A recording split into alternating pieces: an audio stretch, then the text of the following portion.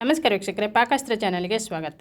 ಇವತ್ತು ಸಿಂಪಲ್ಲಾಗಿ ಟೇಸ್ಟಿಯಾಗಿರುವಂಥ ಒಂದು ರೈಸನ್ನು ರೆಡಿ ಮಾಡ್ಕೊಳ್ಳೋಣ. ನೀವು ಒಂದು ವೇಳೆ ಸಾರೇನು ಮಾಡ್ಕೊಳ್ಳಿಕ್ಕೆ ಆಗಲಿಲ್ಲ ಅನಿಸಿದರೆ ಪಟ್ಟನೆ ವೈಟ್ ರೈಸ್ ಮಾಡಿಕೊಂಡು ಈ ಒಗ್ಗರಣೆಯನ್ನು ಮಾಡಿಕೊಂಡ್ರೆ ತುಂಬ ಸುಲಭದಲ್ಲಿ ಊಟನೂ ರೆಡಿ ಆಗುತ್ತೆ.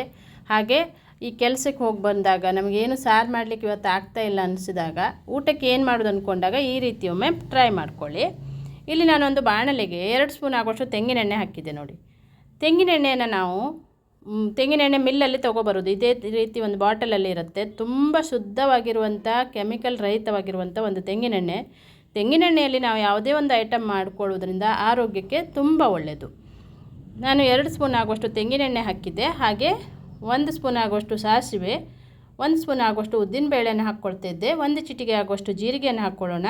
ಸ್ವಲ್ಪ ಕಡಲೆ ಬೀಜವನ್ನು ಹಾಕ್ಕೊಳ್ತಾ ಇದ್ದೆ.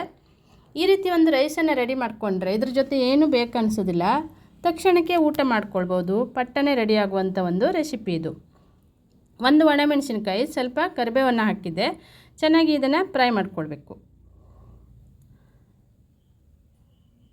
ಕಡಲೆ ಬೀಜ ಎಲ್ಲ ಚೆನ್ನಾಗಿ ಫ್ರೈ ಆಗಬೇಕು, ಟೇಸ್ಟ್ ಚೆನ್ನಾಗಿ ಬರುತ್ತೆ.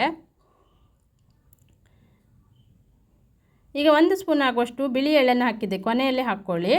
ಬಿಳಿ ಎಳ್ಳನ್ನು 1 ಸ್ಪೂನ್ ಹಾಕಿದ್ದೆ ನನಗೆ. ಈಗ ಚೆನ್ನಾಗಿ ಫ್ರೈ ಆಗ್ತಾ ಇದ್ದಂಗೆ ನಾನಿಲ್ಲಿ ಸ್ವಲ್ಪ ತೆಂಗಿನಕಾಯಿ ತುರಿಯನ್ನು ತುರಿದು ಹಾಕ್ಕೊಳ್ತಾ ಇದ್ದೆ. 4 ಸ್ಪೂನ್ ಆಗುವಷ್ಟು ಹಸಿ ತೆಂಗಿನಕಾಯಿ ತುರಿಯನ್ನು ಹಾಕ್ಕೊಳ್ತಾ ಇದ್ದೆ ನೋಡಿ. ಹಾಕಿ ಇದನ್ನು ಸ್ವಲ್ಪ ಎಣ್ಣೆಯಲ್ಲೇ ಫ್ರೈ ಮಾಡ್ಕೊಳ್ಬೇಕು. ಟೇಸ್ಟ್ ಚೆನ್ನಾಗಿ ಬರುತ್ತೆ. ತೆಂಗಿನಕಾಯಿ ತುರಿಯನ್ನು ಚೆನ್ನಾಗಿ ಫ್ರೈ ಮಾಡೋದ್ರಿಂದ ಸ್ವಲ್ಪ ಹೊತ್ತು ಫ್ರೈ ಮಾಡಿಕೊಂಡ್ರೆ ಸಾಕು. ಈಗ ರುಚಿಗೆ ತಕ್ಕಷ್ಟು ಉಪ್ಪನ್ನು ಹಾಕ್ಕೊಳ್ಳೋಣ. ಆನಂತರ ನಾನಿಲ್ಲಿ 1 ಹಸಿಮೆಣಸಿನ್ಕಾಯನ್ನು ಕಟ್ ಮಾಡಿ ಹಾಕಿದ್ದೆ. ನೀವು ಖಾರ ಜಾಸ್ತಿ ಬೇಕನ್ನಿಸಿದರೆ ಜಾಸ್ತಿನೂ ಹಾಕ್ಕೊಳ್ಬೋದು.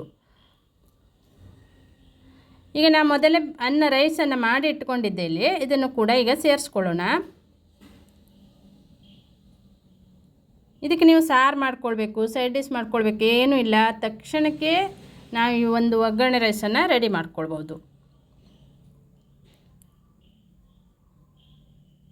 ತುಂಬ ಸುಲಭದಲ್ಲಿ ಈಸಿಯಾಗಿ, ಮಕ್ಕಳಿಗೂ ಕೂಡ ಇಷ್ಟ ಆಗುತ್ತೆ. ಇದು ತುಂಬ ಟೇಸ್ಟಿಯಾಗಿಯೂ ಇರುತ್ತೆ.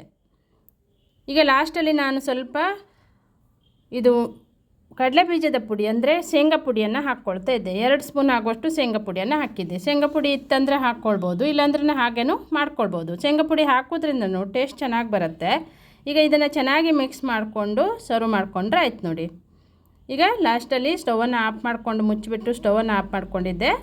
ಈಗ ಒಗ್ಗರಣೆ ರೈಸ್ ಅಥವಾ ಕಾಯನ್ನೂ ರೆಡಿಯಾಗಿದೆ ವೀಕ್ಷಕರೇ. ನೀವು ಒಮ್ಮೆ ಟ್ರೈ ಮಾಡಿ, ಹಾಗೆ ಇನ್ನೊಬ್ಬರಿಗೆ ಶೇರ್ ಮಾಡಿ, ಲೈಕ್ ಮಾಡಿ, ಸಪೋರ್ಟ್ ಮಾಡಿ. ತುಂಬಾ ಈಸಿಯಾಗಿ ಟೇಸ್ಟಿಯಾಗಿ ಪಟ್ಟನೆ ಮಾಡಿಕೊಳ್ಳುವಂಥ ಒಂದು ಒಗ್ಗರಣೆ ರೈಸು ರೆಡಿಯಾಗಿದೆ. ಇದನ್ನು ನೀವು ಟಿಫಿನ್ ಬಾಕ್ಸಿಗೂ ಹಾಕ್ಕೊಂಡು ಹೋಗ್ಬೋದು. ಇದೇ ರೀತಿ ಹೊಸ ಹೊಸ ರೆಸಿಪಿಗಾಗಿ ನನ್ನ ಚಾನಲನ್ನು ಸಬ್ಸ್ಕ್ರೈಬ್ ಮಾಡಿಕೊಂಡು ಪಕ್ಕದಲ್ಲೇ ಇರುವಂಥ ಬೆಲ್ ಬಟನನ್ನು ಕ್ಲಿಕ್ ಮಾಡಿ. ಯಾವುದೇ ಒಂದು ರೆಸಿಪಿಯನ್ನು ಅಪ್ಲೋಡ್ ಮಾಡಿದಾಗ ನಿಮಗೆ ನೋಟಿಫಿಕೇಷನ್ ಬರುತ್ತೆ. ನಾನು ಸಿಂಪಲ್ ಆಗಿರುವ ರೆಸಿಪಿಗಳನ್ನೇ ಅಪ್ಲೋಡ್ ಮಾಡ್ತಾ ಇರ್ತೇನೆ. Thank you.